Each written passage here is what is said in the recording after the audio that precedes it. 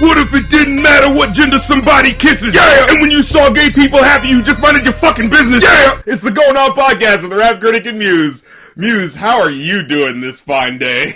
I got a plate of mozzarella sticks next to me, but they're gonna have to wait. I hope they stay at least room temperature by the time we're done. Let's get Pastor Troy. Give him the first few seconds of relevancy he's enjoying in over a decade. He decides to use his Twitter fingers. Instagram fingers. Oh, pardon me, excuse me. To say, oh, so this is what you gotta do to win a Grammy? I guess I'm not winning one. Like, bro, come on, son. Anybody invite you to the Grammy? Shut up.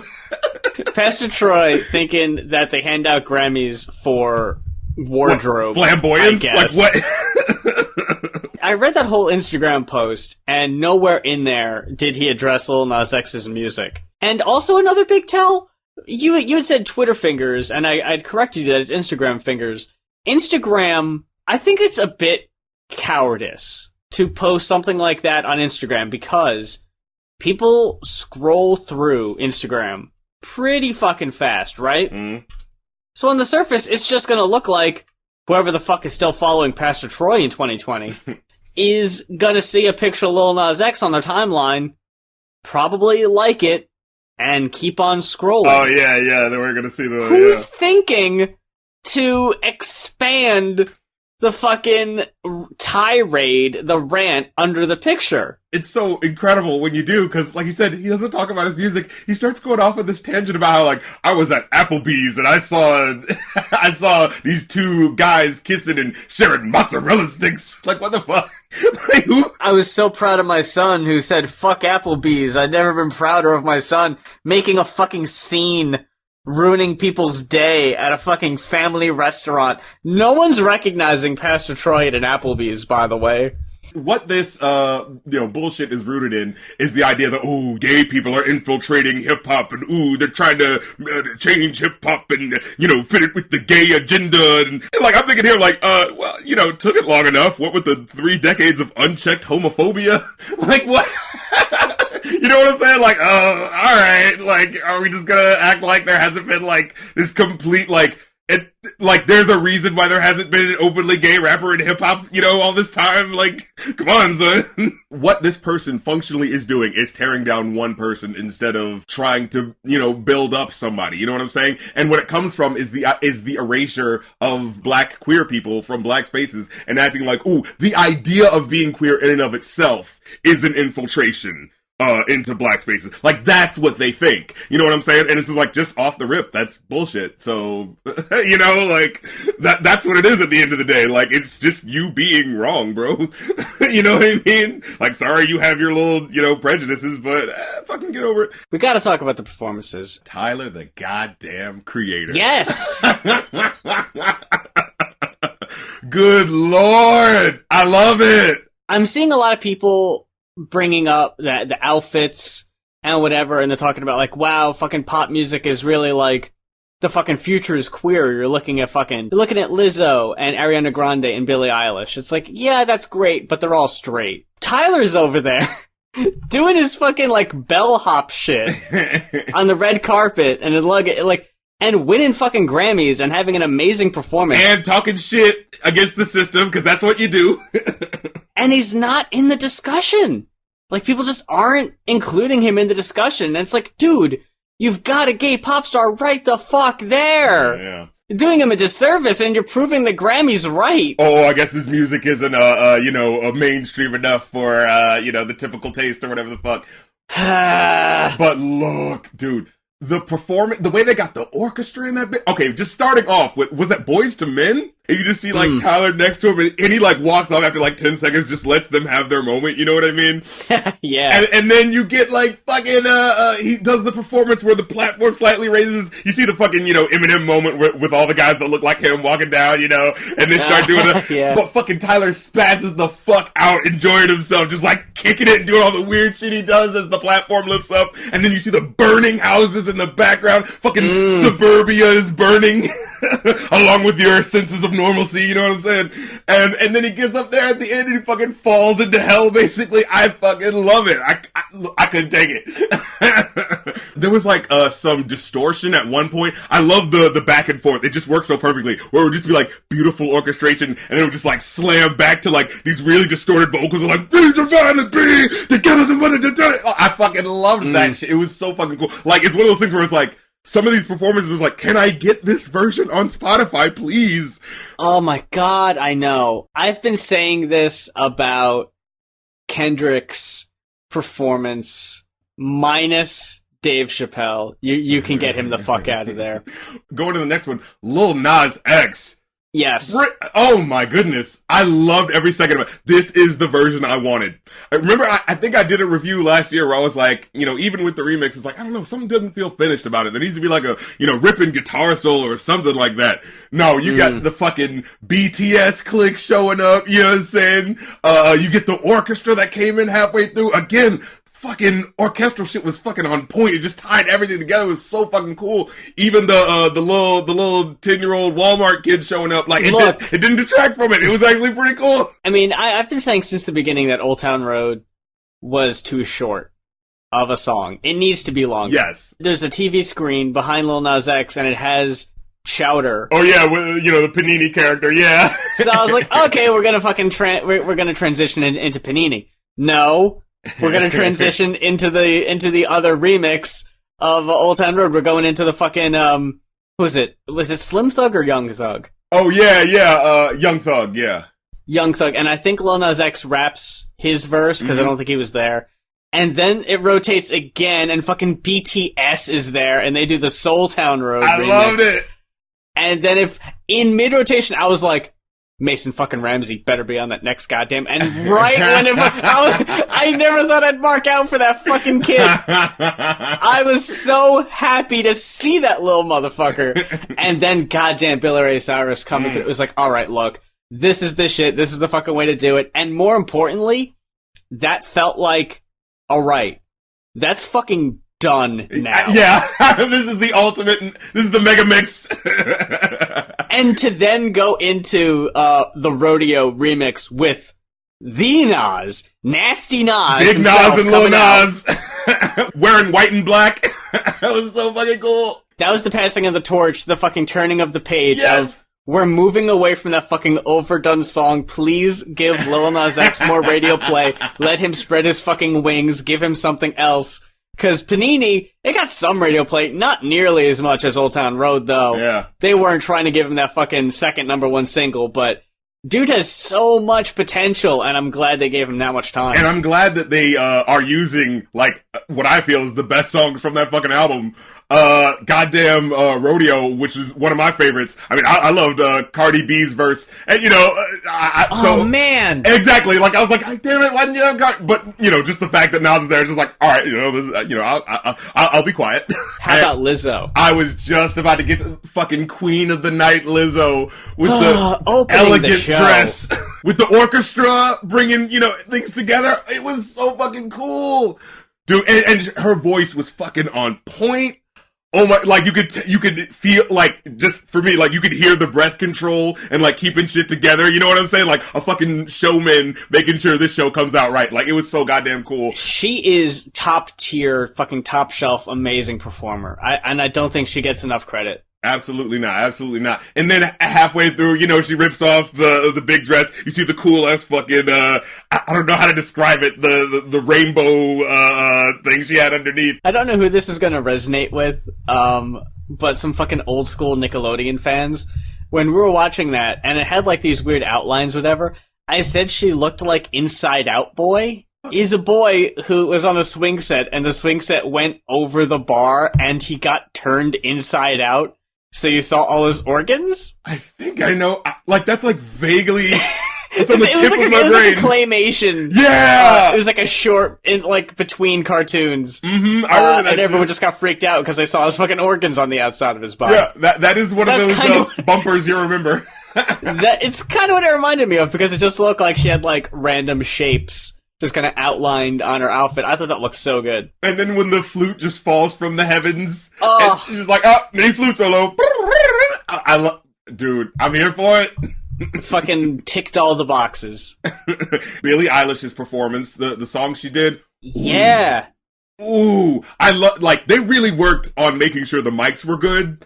Because it, like, you could have cut that and put it on Spotify right then. The way she had and I especially love how Billie Eilish, like, the big song Bad Guy, she really works with, like, dynamics of sound, right? You know, it's not just big loud, it's very quiet, and then big, and then quiet, you know what I'm saying? So with this one, it's the same thing where it's like, there's parts where she's singing, and then it's like, you can barely hear the little melody she's singing, but it sounds so sweet because you hear the background harmonizing in this really cool way. I fucking loved every goddamn second of it, dude. Fucking, these performances are goddamn on point. We gotta talk about, you got Alicia Keys up there, trying. No one will be offended by Alicia Keys. I think that's just it. Yeah, and last year it made sense because Ariana Grande was invited to perform, but, like, invited too late. So she was like, fuck you, I'm not performing. So there was, like, a gap in the scheduling and the programming. Oh, and didn't you have to, like, play some extra songs? Yeah. Yeah, it's like, hey, we might have to make up some time. So when Alicia Keys came out and was like, hey, I'm just gonna play a little song on the piano for you, is that okay? It kind of felt improvised and just to kind of fill time. And then they did it again this year. I was like, I don't know how I feel about that. What did last year? It's like, you've seen Alicia Keys with one grand piano, but how about she played the two pianos? I completely forgot about that shit. Yeah, she did reprise that one. But I gotta mention, maybe just a week after fucking news broke that, hey, yeah, so the Grammys are, like, rigged as shit, and they don't really mean anything because there's a lot of backstage politicking and a lot of people get fucked over and more and more people are speaking out about it. We still don't even have the whole picture yet, so I kind of imagined Alicia Keys was just gonna come out on stage and do the fucking Ashley Simpson dance. Like, I mean, y'all know what the deal is. I was gonna do a little hoedown and but instead they did the little tribute at the beginning. In the back of my head, I was a little cynical of like, man, like, I don't know how you would have opened this show if you didn't have a tribute. 'Cause that shit's gotta be on everyone's mind, right? Like, I'm surprised, well, I'm not surprised that no one went up there and accepted their award and was like, yeah, I mean, whatever the fuck this is worth. But, like, everyone has to be thinking that, right? Like, we've all thought for years, we've already said in the podcast year after year, that the Grammys don't mean anything. A lot of these award shows for me, it's about the performances. Don't mean anything. Yeah, it's about the performances, you know what I'm saying? When 85% of the awards are given off air anyway, yeah, it basically is just, you might as well not give out any awards, honestly. You might as well just do performances and just go wall to wall to wall. Like, fucking, why not? That's like, what everyone's going to talk about the next day anyway. One night extravaganza where you just bring out the best stars and have a cool-ass, fucking long-ass concert. Unless someone gets up there and does an acceptance and says something wild or makes some political statement, no one's going to be talking about it the next day anyway. Right. The problem really is, for the longest time, all these award shows have felt like declarations that were brought down on high by, officiators who just knew what made good art. In this age of transparency, we're just finding out, oh, you guys are just normal people with just way too much power and influence, and you've just been using it to live high on the hog without ever feeling like you'd be truly scrutinized for the choices that you made. We've got 2 listener-requested album reviews this week, and we're going to start with an album requested by Darian Doster, Utero by Lipstick Homicide. And I don't think in the years we've been taking requests, and I know this is going to sound weird, and correct me if I'm wrong, I don't think we've done a straight-up punk album on the show. We've done maybe Green Day. Oh yeah, of a bitch. I guess that. Look at you.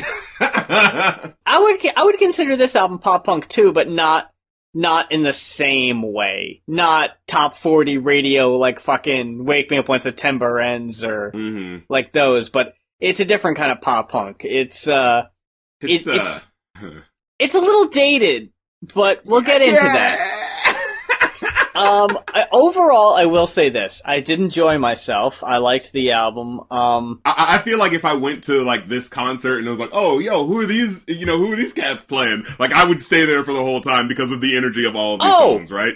Absolutely. Yes. I really dig the energy on this album. But as is the problem with some punk bands, is that after a while they get a little samey. Yeah, okay. I wanted to make sure this wasn't just me. Oh no. I remember thinking like, okay, punk, it's a simpler, genre. They got the 3 power chords, that whole deal. Mm-hmm. But there was just like, as I just listened to it hit play the first time, I think it was like, there was one song, the first song played, and then like it cut to like another song that just happened to be in the queue on Spotify, and I was like, oh snap, that's not supposed to be there. And so, I cut out all the songs that I originally had in my queue, and then went to the next song, and it was just kind of like, oh, this kind of feels like the first song, but okay, maybe it's supposed to be like first song, continuing into the next song, like with the that Apocalypse album that we listened to a couple of weeks ago. Like, okay, and then after like 3 or 4 tracks where like I hadn't been looking at the playlist, and I was just like, wait, did the last song stop? I was just like, oh wow, this is all kind of, oh man. And then it was like, it went into the next song, and it was just like, like the whole band, everything playing just like every other start of every other song. And like after a while, I just started to laugh whenever that would happen, because it would just be like, God damn, dude, like you've got to have heard this back and be like, okay, we gotta like take the drums out for this one or something, at least for the intro or something. My experience is, I think the first half is really solid. It's a really solid. It's a solid groove, yeah, for sure. The first 6 tracks, I think it's really good. Starting with Full Throttle is where things get a little dull, because while I don't think they miss a step musically, not the strongest pen game.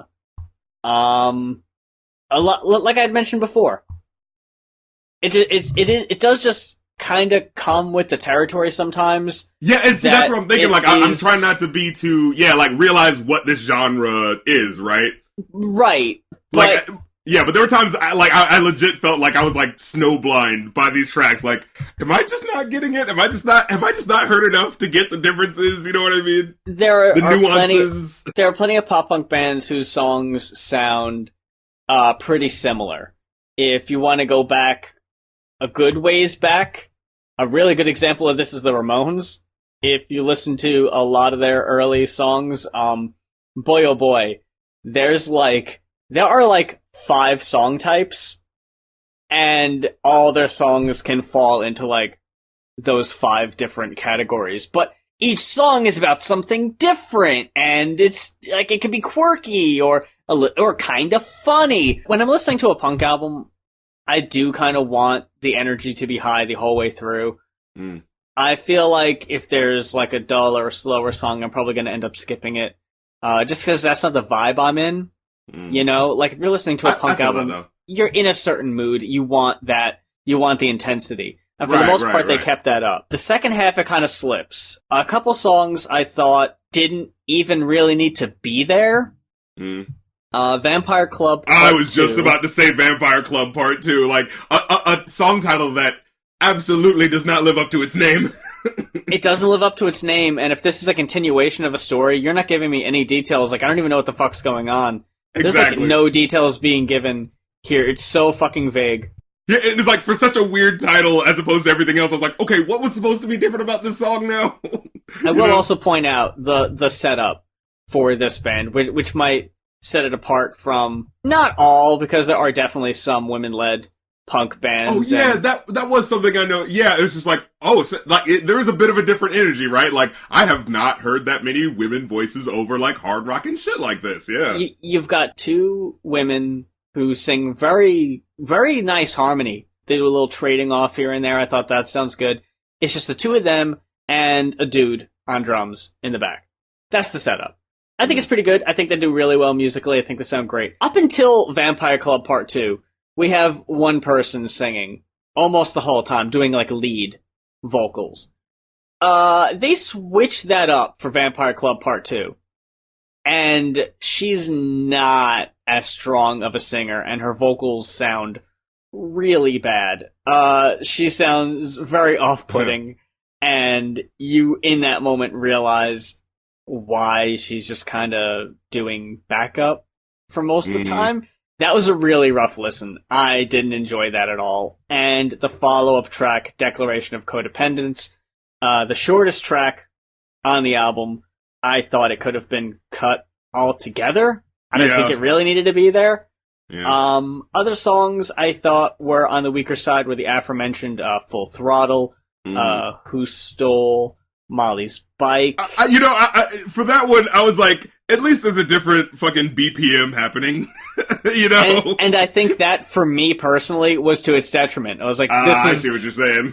This doesn't have the same energy, I'm not digging it. And then it just kind of, with Doing Nothing and Like This Forever, they just weren't the strongest tracks to me. For me, I liked Rocker Chick, you know? Specifically that lyric in the hook where he's like, I don't even think your boyfriend would care if we hooked up, you know?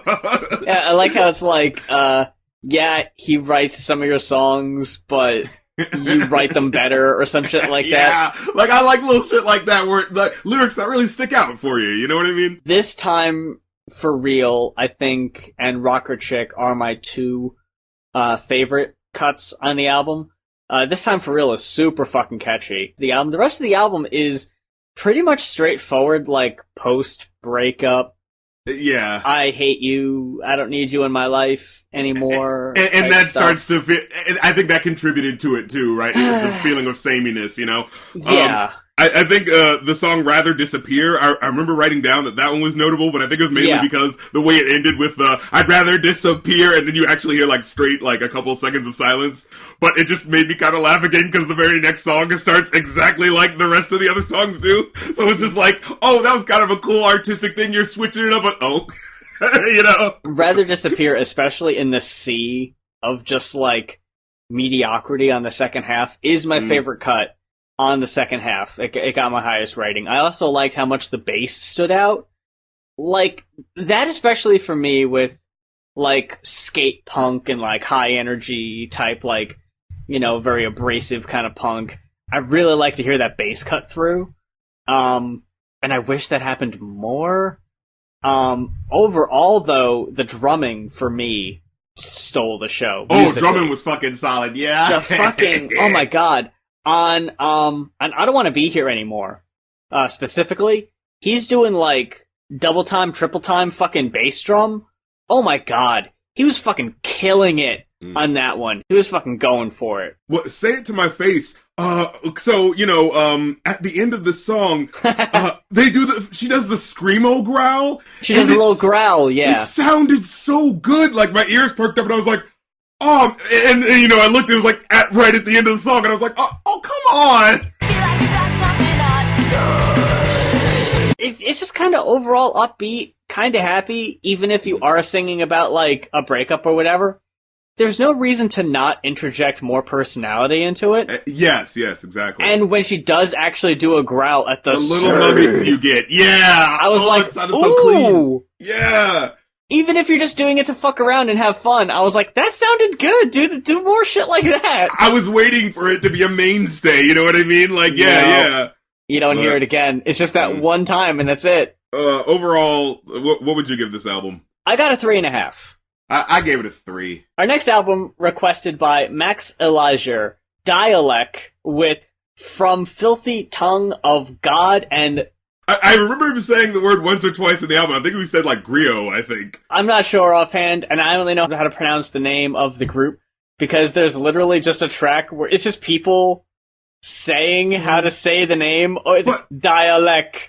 Dälek. That was messing me up, because I was looking at his name, and I was like, okay, they're saying dialect. The word dialect. But it sounded like it, yeah. D-A with an umlaut over it, L-E-K, and the way I've always known is, like, that A with the umlaut, it changes the A to, like, an S sound, like in the word set. You know what I mean? So it should be, like, Dälek, or something like that. So they're just saying, like, dialect, and I'm just sitting here like, what? Is this supposed to mean something?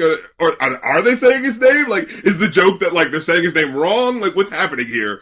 It's like the fucking beginning of that Amine song. They're like, hey, anime! That's exactly what I was thinking. Or you were thinking it was going to be a fucking Doctor Who thing with fucking Daleks. Exactly. Interesting that you bring this up, though, because this is some definitely weird fucking out-of-this-world futuristic sounding Deltron 3030 shit going on here. Can I just give you a little insight into my process when people request an album by a band I've never heard of before? I'll pull up the full album on YouTube and then just pick a random point on the album and just be like, alright, what's it sound like? Actually, odds are pretty good because it's the longest, that I just happen to smack dab in the middle of Black Smoke Rises, and I had no idea what the fuck was going on. Like, if there was... He came in the middle of a fucking meditation track. If there was a, like, I don't want to say worse track, but worse for the... I'm just trying to say... worse as in, I'm just trying to get a feel for what the fuck this is. Because Black Smoke Rises isn't really a representation of the whole album. Not at all. It doesn't sound like that. So, when I had messaged you and I was like, hey, we're reviewing 2 albums that don't sound like anything we've ever covered before. Oh, okay. See, I was like, I was like, I don't know. I think some of this has a bit of rapping on it. You know, it's more industrial than we're used to, but you know. With my first taste of the album being right in the middle of Black Smoke Rises, I was like, alright, this is gonna be an interesting listen, but, gonna be a bunch of fucking, you know, Buddhist monks, doing throat singing or something. But it ended up being a bit more accessible and straightforward, and more in line than what we normally cover. I really did enjoy this album. I had a lot of fun listening to it. It's very... I don't even know how to really explain it offhand. You know, who is that guy that we listened to? The Orpheus and the... Right. Mm-hmm. Yeah, it's got this very, like, sort of, like, pulled out of time, weird feel to it. You know, a couple of tracks have sitars and, you know, like, weird orchestrations where the beat work is just so dense. And so, like, him rapping against it just, like, feels like he's rapping with this wall of sound behind him where different weird things are going on. Trampled Brethren. Ooh. Mm-hmm. The one, that's the one with the sitar. And you hear, like, this cool ass, like, fucking weird fucking rotating shit going on while there's this sample in the background of this guy talking about, like, the truth trampled to earth will rise again, and it's all, like, cut, and, you know, you hear, it sounds like, you know, it's being played on, like, a fucking gramophone or some shit. It's just, like, got this very, like, pulled out of the earth sort of quality to it, you know what I mean? Voices of the Ether. Oh, yes, another great one, yes. Of, like, different world music type elements. I just wonder, like, how the album is produced, because it's another one of these, it's like, you got a producer, you got a rapper, and you maybe got, like, one other person. It's a very small outfit, so I imagine it's mostly just sample work. But they make it sound big, yeah. But where do you get these samples, dude? Like, it all sounds like you fucking scoured the earth for this shit. You fucking looked under rocks, and the only couple tracks, and I was actually on the fence of whether or not we were gonna even include them in the rating, were Anticristo, which is... I didn't include that one, yeah. It's kind of a short interlude. It has a sample warning of the coming of the Antichrist, but it's kind of over hip-hop beats. I was like, and it's in Spanish. I was like, it's not listed as a skit or an interlude, so is it a song? I might count it, I might not. And Heads, the instrumental track, where they're just saying the name over and over again. Yeah, at first I didn't think I was gonna count that one, but then it had that fucking killer-ass, like, drum solo. You can't ignore that. Yeah, right, I was like, alright, no, that was cool, though. I would listen to it for that again. I like how, at the beginning, it just kind of sounded like there was, like, running water, just kind of, like, in the background.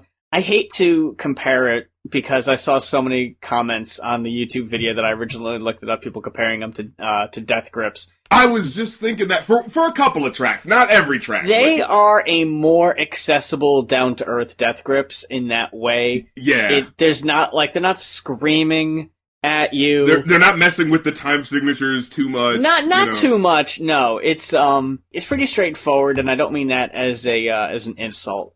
My two favorite cuts on the album are From Molehills and Hold Tight. For an album that came out in, I can't express this enough, I can't reiterate this enough, 2002? I couldn't fucking believe it. This is so incredibly ahead of its time. I was like, are you fucking serious? This came out before Love Below? What the fuck? If you told me that this came out last week, I would have believed you. God, what the fuck, man? People were doing this shit in 2002, and people are like just now catching up? Yeah, like, God, Damn. y'all rappers ain't got no excuse. You've been fucking sleeping on these dudes for almost 20 years? What? Oh my goodness. No! Oh, what, the first track, Spiritual Healing.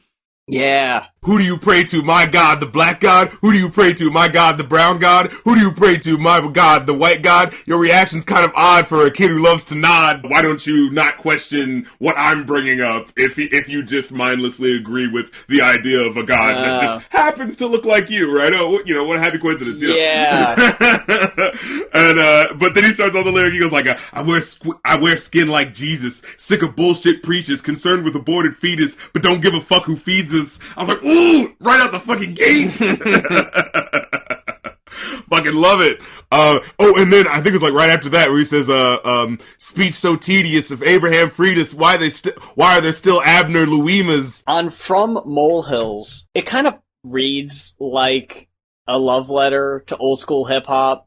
Yeah, especially at the end, yeah. Record scratching loops and sounds on there, and they're just kind of like talking about like spray paint and like all these different things. Yeah, to all the spray painters, to all the graphers, to all the, yeah, all these like imagery and things related to like hip hop as a culture. The beatwork on the album is so fucking good, but something about this cut, like I wasn't ready for it. How fucking solid it was, because like on Speaks Volumes, I wasn't really sure what was going on lyrically, but yeah, that was the one where I wrote down, I was like, what exactly is happening? Like, I didn't cool know. Atmospherical music and shit, but what are you saying? Like, yeah, that was the thing. I was like, I really like this. This sounds great. I don't know what they're talking about, though. Like, that one lyric was like, I am where you were before you were my victim. Breathe Clorox while I rock social unconscious like Shirley Chisholm. There's even a lyric on here where he goes, yo, I'm masking. What happened? And I'm sitting there like, yeah.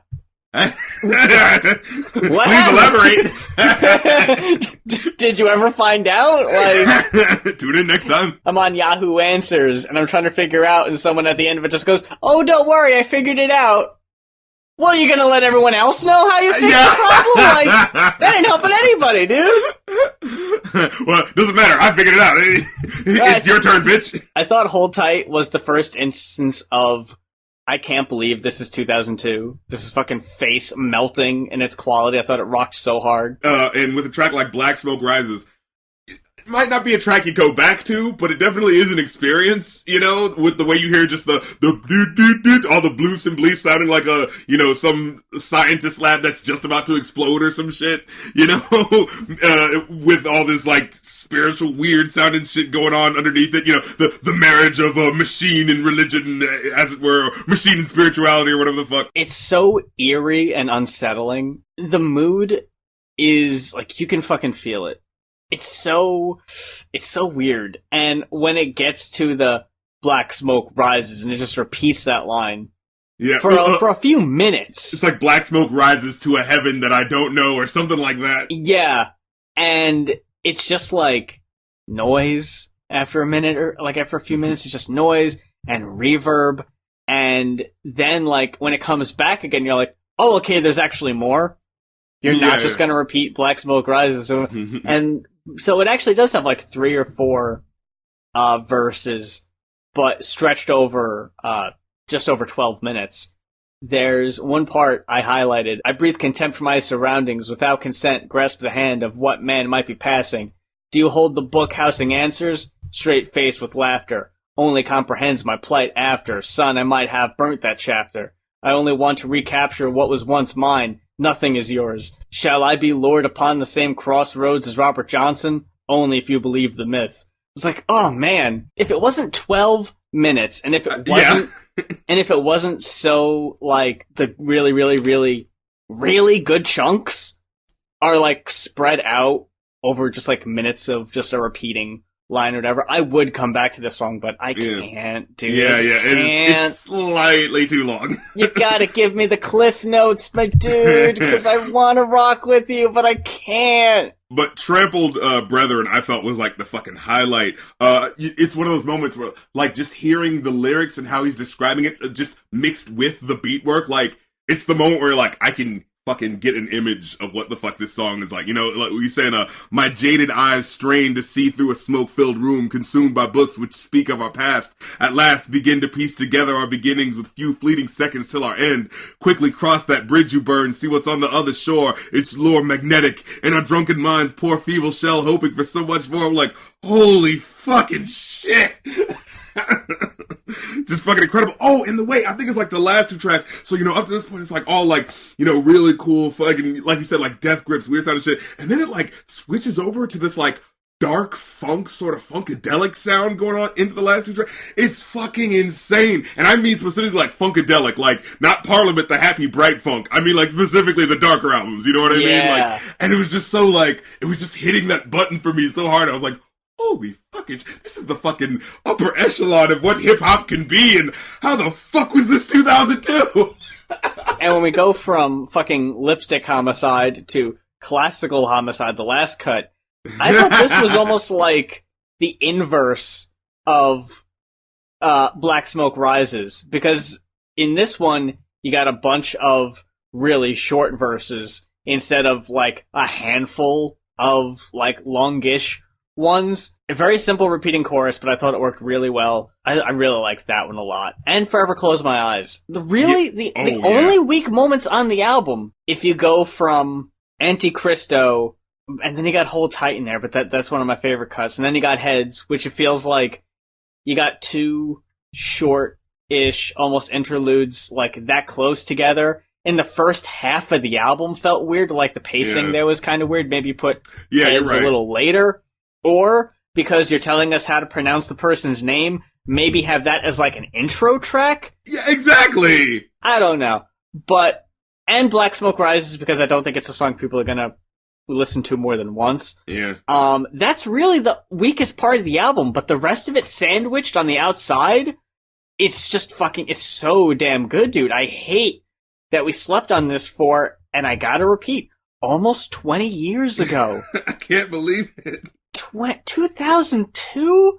I'm just picturing, like, what Eminem was putting out then, and, like... I think Deltron 3030 had probably just come out, like, oh my god. Oh, man. It might sound like I'm shortchanging my boys, but I got a 4 on this one. I actually gave it a 4 as well, yeah, because, like you said, there were one or two moments where it did, you know, bring it down. One of the tracks was, like, slightly too long. A couple of the tracks, yeah, like you said, was like, why is that skit right after this one, and what is it really serving to when you have such an epic sound going on, you know what I mean? That about wraps up this week's episode of the Going Off podcast. We really want to give a big thanks to the fine folks who requested albums to be reviewed, and if there is an album that you would like to hear us talk about on the show, please head on over. what is it? I had a little rhyme with this. Oh, ko-fi.com/going off, motherfuckers. You just read it. That it really isn't a rhyme. No, but, you know, the dash with the slash, ko-fi.com/ you know. Yeah, but I said that too. I thought it was clever. You know, put a little rhythm into it. ko-fi.com/. You said what I said with rhythm. Sure, alright, fine. I got rhythm, bitch. I know. I'll give it to you. Fine. Yeah, it's a one-time $40 pledge for professionally released albums, I guess. Yeah. And for self-produced indie projects that you'd made yourself, that is a $50 pledge. We opened up that tier for the aspiring folks who want to maybe get their stuff out there and just have a few critics give their, I guess, informed opinions. Yeah. That feels weird to say. But, on their stuff, that's available. We don't know much about it yet, but I do want to start saying now, we did get approved for a panel at Con Carolina. The details are still yet to be They're coming ironed together out. to be announced, you know? Yeah, I mean, we've got time. It's in fucking May. But yeah, if you are in the Southeast and you would like to watch us for a while, and you might have missed our MagFest panel like 5 years ago. Oh my god. Here is your opportunity. Yeah, so head on over to the website. What is their website? Molly has it pulled up. Concarolinas.org. Concarolinas.org, 29th through the 31st Get with of it, May. act like you want it. Follow us on Twitter. You can subscribe to us on YouTube. On the YouTubes, on the Instagrams, Mm-hmm. the Real Rap Critic, I'm that on there. Of course, my station head channel, Yep. RC Radio, we keeping it percolating and popping. A whole bunch of people came through yesterday, and I did some, what was it? Injustice, what do I like? Oh yeah, lo-fi beats and Injustice 2 samples. Where I like just I pick a pretty dope ass fucking couple of albums from a lo-fi producer. We did a Sleep Dealer last time. And, we just play the fucking beats, let it ride out, and every now and then you hear a cool ass fucking Injustice sample that kind of fits over it. So, yeah. Okay, dope. Oh, and yeah, I got my Patreon Discord popping. You can go on there and talk music with other fans and stuff like that. That's really cool, We've actually launched one too. I'm gonna have to get the details. I'll post it on Twitter, but we recently opened up a Riffcoms Cool. Discord that we got people coming in, hanging out, listening to music too. So we got little communities with your boys. And I'm trying to stream on Twitch more too. Yeah. I got that whole tech shit figured out. So you're gonna be seeing your boy on the Twitches a lot more. On the Twitches. I'll be twitching. What's that URL? Twitch.tv/rapcritical. So go okay, there cool. And, I'm doing this thing where I listen to some of my favorites from the Going Off podcast that some of the favorite songs that we reviewed while I play Crash Team Racing and shit. So come through. Very cool. Yeah, everyone's having a good time. Yeah. Well, that about does it for this week. Big thanks for fucking with us. If this is your first time listening to us, all of our old episodes are on SoundCloud, YouTube, Spotify, iTunes. Take your pick. You are bound to find a solution that works for you. And until next week, for the Going Off podcast, I'm Muse. And I'm Rap Critic. Yeah.